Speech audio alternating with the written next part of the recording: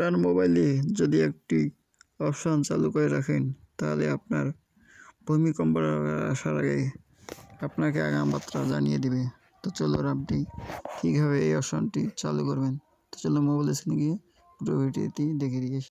Mobile থেকে city অপশনটি চালু রেখে ট্যাপ করবেন, তারপর লিখবেন লোকেশন সেটিং।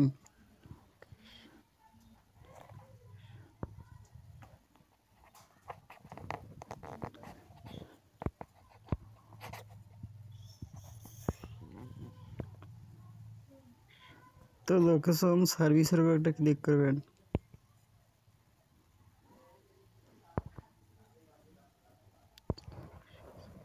এই যে লোকেশন সার্ভিস, তো এটা অপশন একটা ক্লিক করবেন।